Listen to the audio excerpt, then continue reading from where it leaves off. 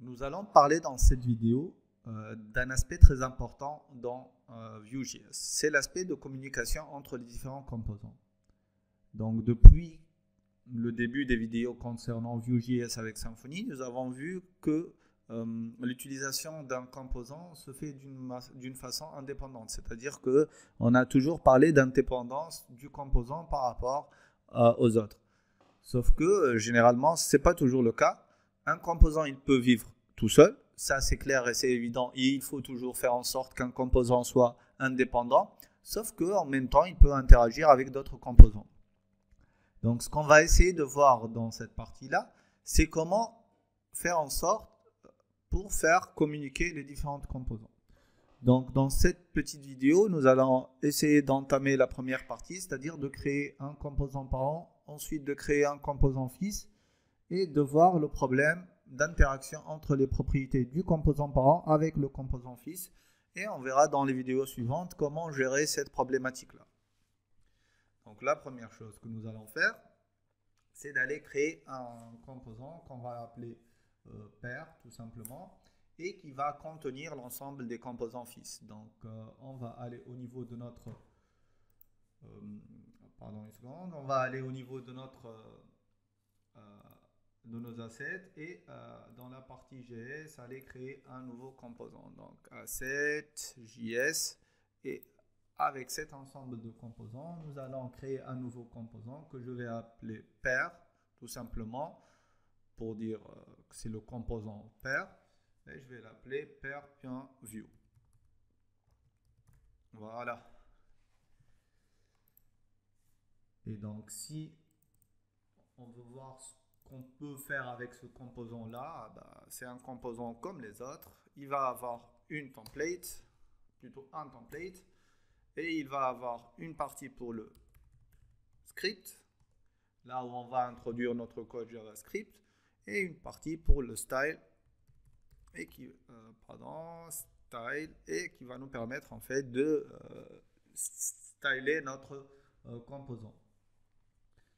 D'accord? Donc ici, on va juste venir lui dire que je vais avoir une petite div, un petit paragraphe. Je vais lui dire par exemple, je suis le template pair, et je vais lui créer une variable. Et ma variable est,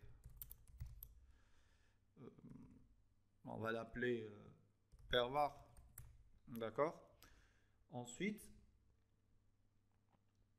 on peut on peut y introduire ici les composants fils que nous voulons. Donc, puisqu'on a une variable pour ce composant-là, on va aller faire un export default. Voilà. Et là, on va lui dire qu'on a besoin d'une partie data qui va correspondre à une fonction. Et cette fonction-là, elle va nous retourner l'ensemble des données des data donc de notre composant. Donc return. Et ici, on va lui dire que notre variable, on l'a déjà appelée, c'est pair var. Et là, au niveau de cette partie-là, qu'est-ce qu'on va faire? Et ben, lui dire une variable du pair, quoi. Voilà, tout simplement. Ou data du pair ou tout ce que vous voulez. Je vais ensuite créer un second composant que je vais appeler fils1. Je peux créer autant de fils que je veux. Donc fils1.view. Et dans ce composant-là, on va créer juste un composant tout simplement et lui associer d'autres propriétés. Donc je vais récupérer tout ce que j'ai au niveau du pair pour ne pas perdre de temps. Je vais le mettre ici. Ici, ça va devenir fils var. Donc là, c'est var du fils. D'accord. Là, je suis le template fils, ou bien je vais dire un template fils parce qu'on peut en avoir plusieurs. Et ma variable est fils var. Voilà. Et donc, ici, au niveau du pair, je peux aller introduire directement et appeler le template qui correspond à mon fils. Et donc, ici, je dois créer le code qui va me permettre de gérer tout ça. Donc, au niveau de mon fichier JS, je vais créer un nouveau JavaScript file que je vais appeler main. D'accord? Et c'est là qu'on va aller créer nos composants, les importer et les intégrer directement. D'accord? Donc, ce que je vais aller faire, c'est que je vais lui dire que je veux avoir un template qui va s'appeler app pour pouvoir en fait encapsuler l'ensemble de ce que je suis en train de faire. Donc, je vais commencer par importer view, donc from view tout simplement. Voilà. Ensuite, je vais lui dire que je veux une nouvelle instance de Vue.js, donc new view, que cette instance là, eh ben, elle va avoir comme élément, donc on va pas faire compliqué, app, et je vais lui dire, je vais utiliser render cette fois, voilà, et ben je vais prendre h à laquelle je vais appliquer mon composant app. Et donc là, je devrais avoir un composant qui va s'appeler app, qui va encapsuler par l'ensemble des composants que je vais avoir. Donc l'idée, c'est d'aller créer un nouveau composant que je vais appeler app.view. Ça va être en fait le fichier de notre application qu'on est en train de faire. Et dans ce app.view, je vais reprendre tout ce que j'ai ici et je vais faire les modifications nécessairement. Je vais l'écrire rapidement, donc template. Et là, je vais avoir une div à l'intérieur de laquelle je vais appeler le composant du père. Donc ici, j'avais appelé le composant père. J'aurais pu directement charger le composant père, mais bon, je préfère faire ça parce que si on aura besoin d'autres composants pour tester, on aura toujours cette app là qui nous permettra en fait, c'est notre single page si on veut avoir un single page. Donc c'est l'équivalent du app component dans Angular, tout simplement. Pour ceux qui ont travaillé déjà avec Angular, donc app default. Et là, ça nous aidera en fait à nous habituer à la syntaxe parce que je ne suis pas très habitué à cette syntaxe-là de Vue.js. Et là, on va faire un return. Là, on peut retourner ce que vous voulez. Ensuite, avec un petit style ici. Pardon. Voilà. Et hop, c'est fini. Il n'y a plus de soucis. OK. Et donc là, au niveau de mon main.js, je vais aller instancier l'ensemble des composants que j'utilise pour pouvoir faire ce que je suis en train de faire. Et donc là, tout simplement, je vais lui dire que je vais importer mon pair component. Donc je vais l'appeler comme ça. Et je vais l'importer from. Il se trouve où? C'est au niveau du components / pair.view. D'accord? Et la même chose, ça va être pour le fils, comment je l'ai appelé moi, fils 1. Donc ça va être appelé fils 1 component qui va correspondre à notre composant fils 1.view. D'accord? Et bien sûr, j'ai mon composant principal qui est le app component. Bon, app c'est tout. Bon, je vais appeler app component pour avoir de la cohérence dans mes nominations. Et là, from, là, tu vas trouver un fichier components dans lequel tu vas trouver un fichier app.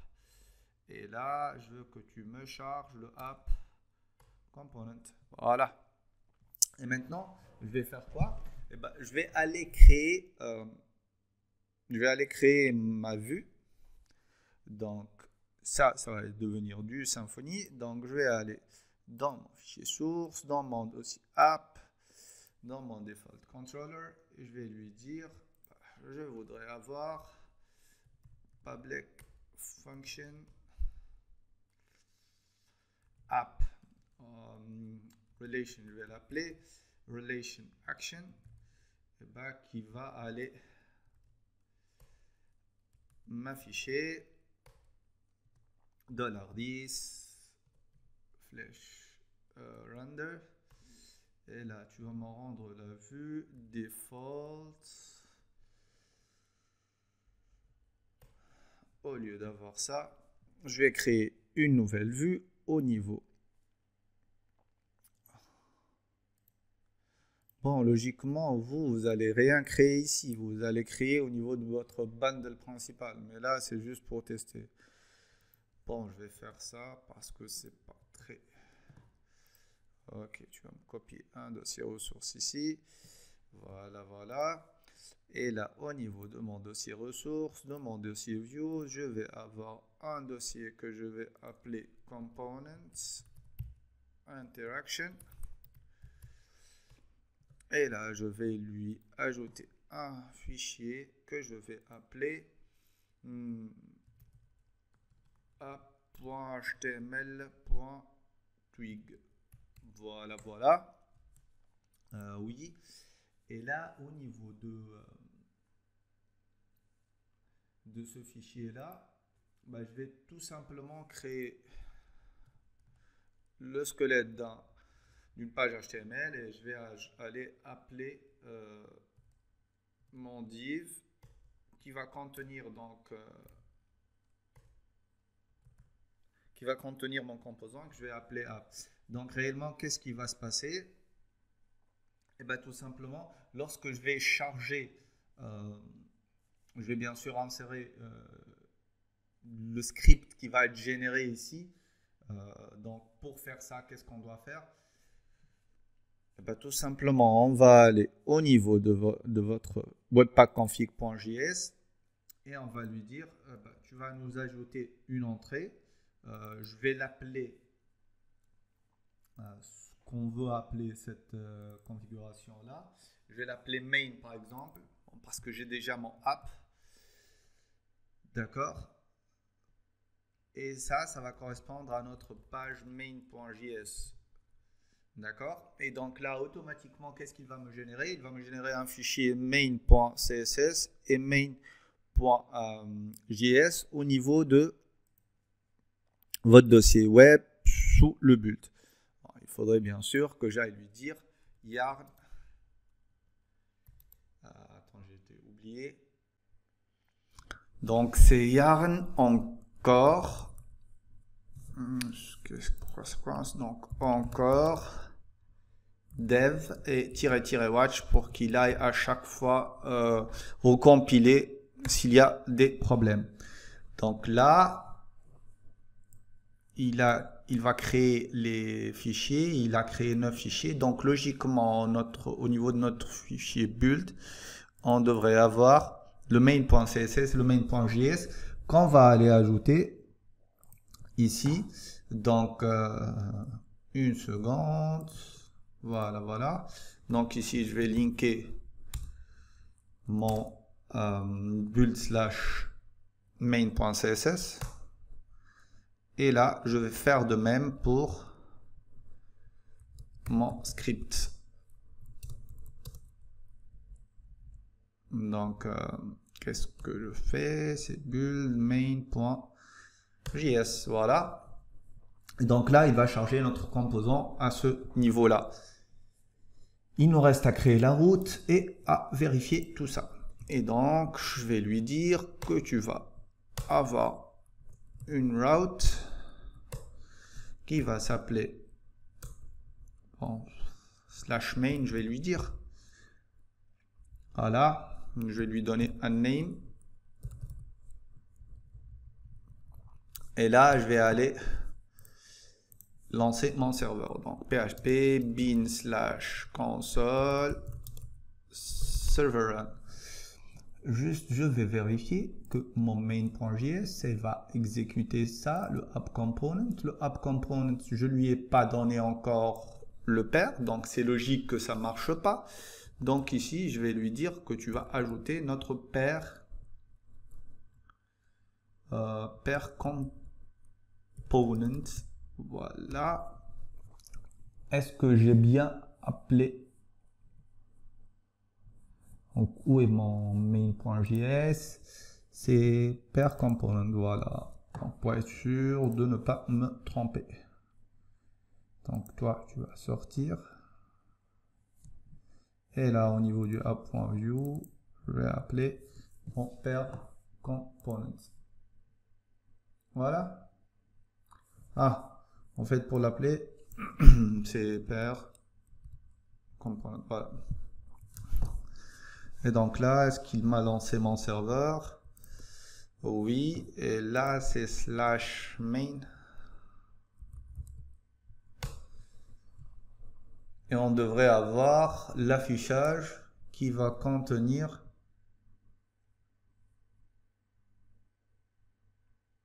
pourquoi il m'affiche ça?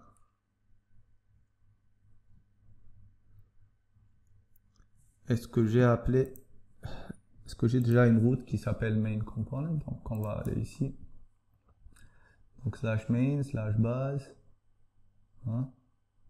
Ouais, il m'affiche ça. Ah, c'est pas cette vue là que je voudrais que tu m'affiches, mais plutôt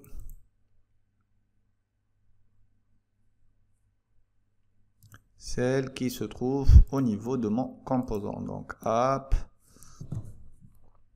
Ok. On va effacer tout ça. On va lui dire que ça va être un app /component interface /app.html.twig et on va recharger notre page.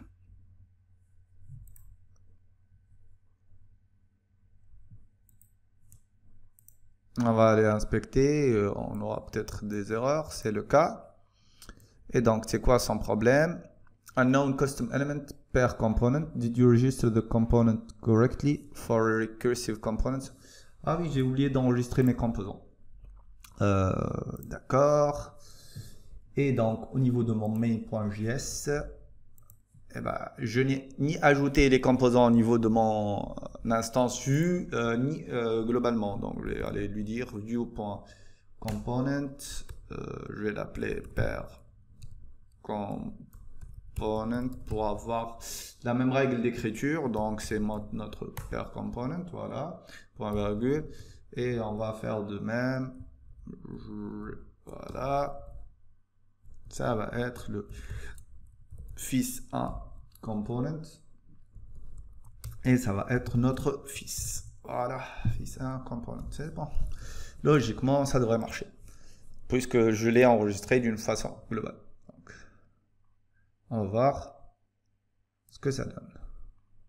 Je suis le template pair et ma variable est var du pair. Donc, ça marche. Si on revient à notre... ça, c'est fait. Ça, j'en ai plus besoin. Ça, c'est mon pair. Je suis le pair et ma variable est pair. Et donc, ici, si je vais appeler le fils, donc c'est fils component, eh ben, il devrait m'afficher le contenu du composant fils.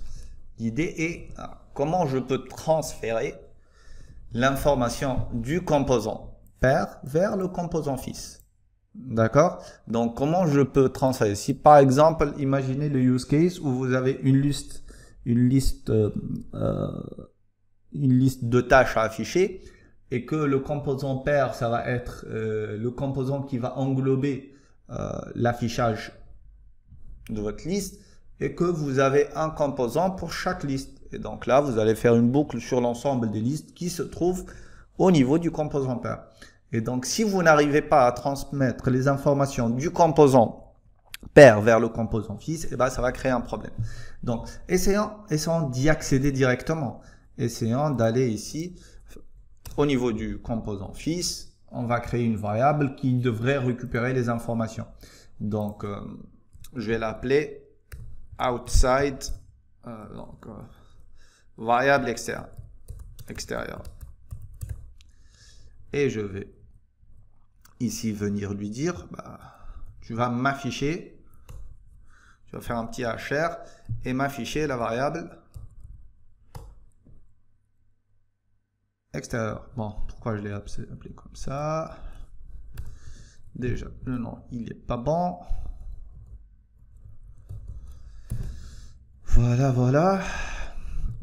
et elle aura une valeur de quelque chose. Voilà. Par contre, moi, ce que je voudrais, là, il peut le faire très facilement. Il va me l'afficher avec un horizontal row. Il va faire tout ce que vous voulez. C'est pas ça le problème. Le problème, c'est comment je peux accéder à travers le pair et aller modifier cette variable externe là. Donc, logiquement, ça devrait être par du property binding. Donc, moi, au niveau du app.vue, je peux aller lui dire variable externe. Et elle n'apparaît pas. Elle n'apparaît nulle part. I'm, par exemple, je vais lui dire ça. Et si j'essaye d'y accéder et de le faire, je vais avoir une erreur. Il va me dire de quoi tu parles. Je n'ai pas une variable à laquelle tu peux accéder. Property or method Ayman is not defined on the instance but referenced during render. Make sure that its property director. Donc vous voyez que là, il n'arrive pas à accéder à la propriété. Donc, elle n'est pas visible pour le pair. Donc, ce qu'on va voir dans la prochaine vidéo, c'est comment accéder. Donc, j'espère que le problème, il est clair maintenant. On a vu comment on met donc le mini-projet sur lequel on va travailler dans cette relation-là. Donc, on a créé deux composants, un composant père et un composant fils. Une application app qui va contenir l'ensemble des composants qu'on va créer. On a créé notre vue Twig. Et on l'a affiché pour avoir tout ça. Voilà.